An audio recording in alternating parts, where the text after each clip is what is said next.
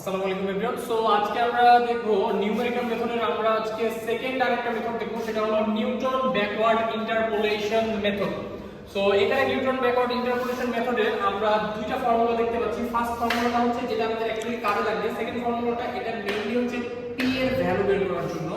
তো এখানে যে ফর্মুলাটা আছে এখানে y অফ n x আছে, বরাবরের মতো এখানে যদি আমরা f অফ x দিই কোনো সমস্যা নেই। এবং আমরা দেখতে পাচ্ছি y of n plus p nabla y of n plus p into p plus 1 by 2 factorial into nabla square y n plus p into p plus 1 p plus 2 by 3 factorial plus into nabla cube y of n plus dot dot এভাবে চলতে থাকবে। তো ব্যাপারটা হচ্ছে যে আমরা যখন Newton forward দেখেছিলাম সেখানে সেখানটার সাথে এখানে কিছু পার্থক্য আছে। পার্থক্যটা কি, এখানে যে p প্লাস 1 আছে সেখানে মাইনাস ছিল, আর এখানে যে আমরা একটা ন্যাবলা দেখতে পাচ্ছি ওখানে একটা ডেল ছিল, জাস্ট উল্টা ত্রিভুজ আর কি। আর বাদবাকি মোটামুটি সবকিছু সেম, আর এখানে সামান্য হয়তো কিছু চেঞ্জ আছে, বাদবাকি এভরিথিং সেম। আর আমরা যখন অঙ্কটা করতে যাব তখন দেখা যাবে যে হ্যাঁ, যেভাবে আমরা ছকটা মেক করেছিলাম ছকটাও সেইভাবেই মেক হবে, জাস্ট আমরা ভ্যালুগুলো আগে দিয়েছিলাম উপর থেকে জাস্ট একটা কর্ণ বরাবর, এখানে আমরা নিব নিচ থেকে একটা কর্ণ বরাবর। সো এখানে আমরা এখন দেখতে পাচ্ছি যে এখানে আরেকটা জিনিস হলো p xn x দেওয়া আছে ডিভাইডেড বাই h দেওয়া আছে। xn বলতে সর্বশেষ যেটা আছে সেইটা হবে, আর x হচ্ছে যেটা আমাদেরকে অ্যাকচুয়ালি বের করতে হবে সেইটা আমরা বের করব, আর h তো হচ্ছে দুইটা x এর মাঝে difference. So find the solution of using Newton's backward interpolation formula এখানে আমাদের দেওয়া আছে। সো আমরা দেখতে পাচ্ছি যে এখানে আমাদের একটা ছক দেওয়া আছে, সেখানে মেইনলি x এবং f of x অর্থাৎ x এর করেসপন্ডিং যে ফাংশন f of x সেটা ভ্যালু দেওয়া আছে। এন্ড আমরা দেখতে পাচ্ছি যে আমাদেরকে বের করতে হবে for x equal to 1925 find f of x. So let's start. আমরা এখন তাহলে আমাদের বরাবর মতো ছক করা শুরু করে দিই। এখানে আমরা একটা স্ট্রাকচার বার করেছি যাতে সময়টা আমাদের কম খরচ হয়। তো ফার্স্টে আমাদের যে x এবং y দেওয়া আছে এটাই আমরা লিখে ফেলবো, কিন্তু কি স্টাইলে লিখবো, আগের স্টাইলে অর্থাৎ নিউটন ফরওয়ার্ডের স্টাইলে লিখবো। একটা ছক দিয়ে দিলাম, সাথে আমরা y এর ভ্যালুটা আমরা অ্যাড করে দেব। ওকে, তো আমরা কিভাবে বরাবর লিখছি 1891, আমরা এখানে 1891 লিখে ফেললাম। তারপরে হচ্ছে 1901, এখানে একটা জিনিস খেয়াল করবেন না, এক ভাগ করে গেল 1901 1911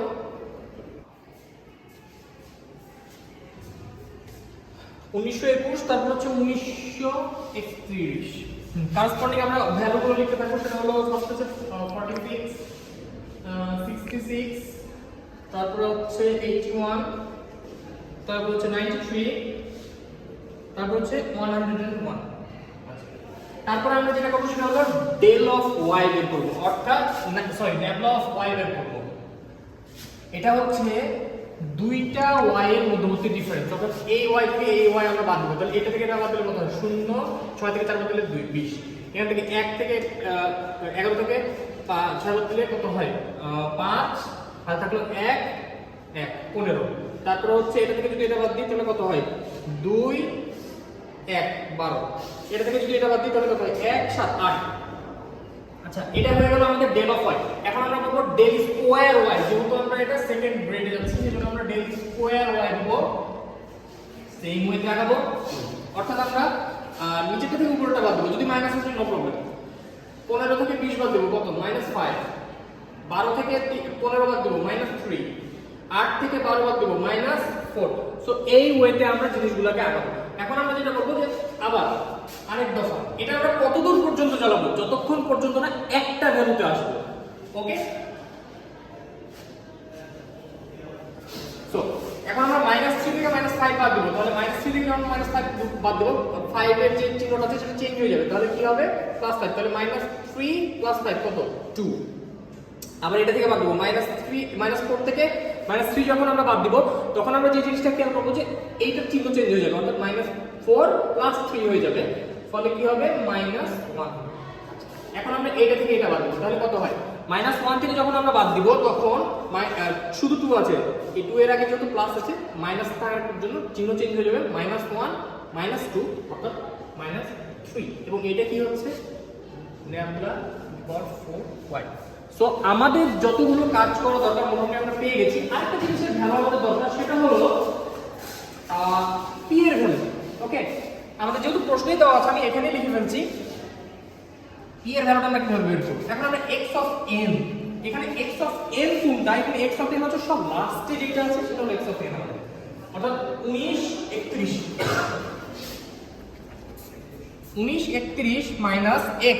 x এর ভ্যালু কোনটা, x এর ভ্যালু যে আমরা যেটা নিয়ে কাজ করছি 1925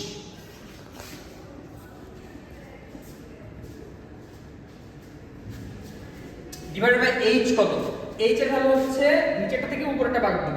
তো 1901 থেকে যখন আমরা 1991 বাদ দেব কত হয় 10।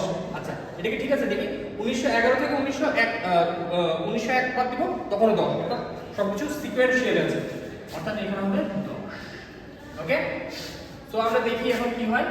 এখানে হচ্ছে 5 আর 6 divided by 10 equal to 0.6। This is our p। আমরা p এর ভ্যালু পেয়ে গেছি এত। সো এখন আমরা কাজ শুরু করতে পারি। আমাদের যেহেতু সূত্রটা লেখা আছে আমরা এই সূত্রটাকে হালকা একটু মডিফাই করব। আমাদের অ্যাকচুয়ালি কত দূর পর্যন্ত যেতে হবে, আমাদের অ্যাকচুয়ালি যেতে হবে যতক্ষণ পর্যন্ত আমরা del to the lambda to the power 4y পাচ্ছি। তো এখানে দেখা যাক এই যে সূত্রটা আমাদের অ্যাকচুয়ালি এই পর্যন্ত আসবে।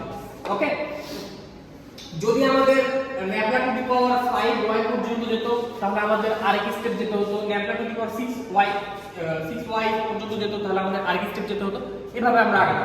অর্থাৎ এটা যতদূর পর্যন্ত যাবে আমাদের সূত্রটাকে ততদূর পর্যন্ত টেনে নিয়ে যেতে হবে।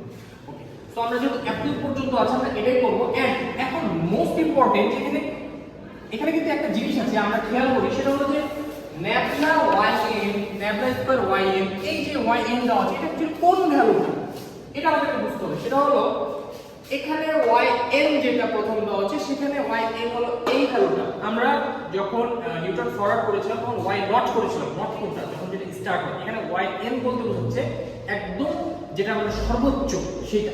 ওকে, সো আমরা এইটা হচ্ছে আমাদের yn, এটা হচ্ছে আমাদের ল্যামডা yn, এটা হচ্ছে আমাদের ল্যামডা স্কয়ার yn, এটা হচ্ছে আমাদের ল্যামডা কিউব yn, এটা হচ্ছে আমাদের lambda to the power 4yn। তাহলে আমরা আমাদের যে আমরা কার্ভটা এনেছিলাম এটা আমরা এইভাবে ধরতে পারি, অর্থাৎ এই ভ্যালুগুলো নিয়ে আমরা এবার কাজ করব। ওকে, সো লেটস স্টার্ট। আমরা কি করব, এখন আমরা মেইনলি আমাদের ভ্যালুগুলো ইনপুট করব আমাদের সূত্রতে। এখানে আমরা আমাদের সূত্রটা হচ্ছে এইটা যেটা দেখতে পাচ্ছি। এখানে y অফ n আমরা লিখতে পারি যে f অফ আমাদের বের করতে হবে কত 1925 বের করতে হবে অ্যাকচুয়ালি। ওকে, তো আমরা এখানে লিখতে পারি f of 1925 y of n এর ভ্যালু হচ্ছে 101। ওকে, তারপর p এর ভ্যালু কত হচ্ছে 0.6 into y of del y of n এর ভ্যালু কত 8।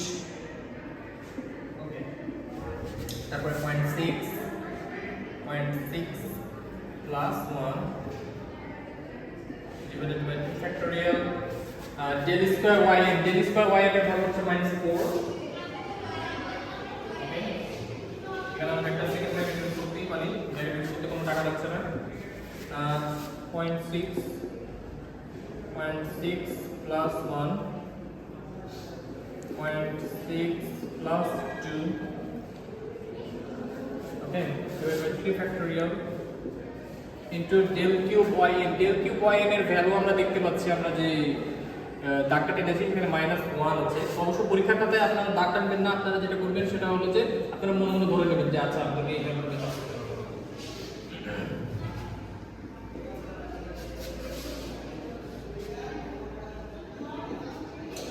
and 0.6 plus 1 0.6 plus 2 0.6 plus 3 okay divided by 4 factorial এবং আমাদের সর্বশেষ যে ভ্যালুটা আছে আমরা দেখতে পাচ্ছি এখানে ছকে, সেটা হলো lambda to the power 4 y, ওইটাই হচ্ছে lambda to the power 4 y n হিসেবে আমরা কাউন্ট করব। এন্ড ওই ভ্যালুটা আমরা এখানে গুণ আকারে লিখছি -3। ওকে, সো এই জিনিসটা টোটাল আমাদের ইকুয়েশন দাঁড়ালো। এখন আমাদের জাস্ট খুব সূক্ষ্মভাবে এবং নিখুঁতভাবে ক্যালকুলেশন করলে আমরা আমাদের রেজাল্টটা পেয়ে যাব। সো এখন আমরা আমাদের রেজাল্টে চলে আসছি। আমরা ক্যালকুলেশন করে যেটা পেলাম সেটা হলো যে লাস্ট পর্যন্ত আমরা যেটা পাচ্ছি সেটা হলো যে f অফ 1925 ইকুয়াল টু আমরা পাচ্ছি 102.3408। এখন আমরা যে রেজাল্টটা পেলাম সেটা হচ্ছে যে আমরা যে সূত্রটা লিখছিলাম সেই সূত্রতে ছিল একটু মিস্টেক ছিল। সেই সূত্রটা হবে এইরকম যে p x - xn divided by h। Okay, তো আমাদের তাহলে x এর ভ্যালু ছিল 1925 মাইনাস 1931 ডিভাইডেড বাই h এর ভ্যালু ছিল 10। তাহলে অ্যানসার যেটা হবে যে এটা বাদ দিলে হবে -6 ডিভাইডেড বাই 10 অর্থাৎ -0.6। অর্থাৎ এখানে আমরা যত 0.6 লিখেছি সেখানে জাস্ট একটা করে মাইনাস আছে। সো লেটস স্টার্ট দ্য আমাদের যে ক্যালকুলেশনটা করলাম এখানে জাস্ট আমরা যেটা বললাম যে p -6 আমরা -0.6 এই ভ্যালুটা আমরা p এর জায়গায় বসাবো। তো বসানোর পর আমরা টোটাল ক্যালকুলেশনটা করলাম অল ওকে। দেন আমরা আমাদের রেজাল্ট পাচ্ছি 96.8368। ওকে, সো আপনারা আপনাদের উত্তর ঠিক আছে নাকি ভুল আছে এটা বোঝার জন্য উপায় হলো যে আপনাদের যে x এর ভ্যালুটা আছে, এখানে x এর ভ্যালু কত 1925, অর্থাৎ আমার x এর ভ্যালুটা কার মধ্যে আছে এখানে আমরা দেখতে পাচ্ছি 1925 হচ্ছে 1921 এর থেকে বড় এবং 1931 এর থেকে ছোট। তাহলে আমাদের যে y এর ভ্যালুটা পাবো সেটা আমরা পাবো 93 এর থেকে বড় এবং 101 এর থেকে ছোট। কত পাবো সেটা আমরা জানি না, কিন্তু এই দুইটার মাঝামাঝি কোনো একটা সংখ্যা হবে। আমরা যে 96.83 পেয়েছি সেটা আমাদের ঠিক আছে। অতএব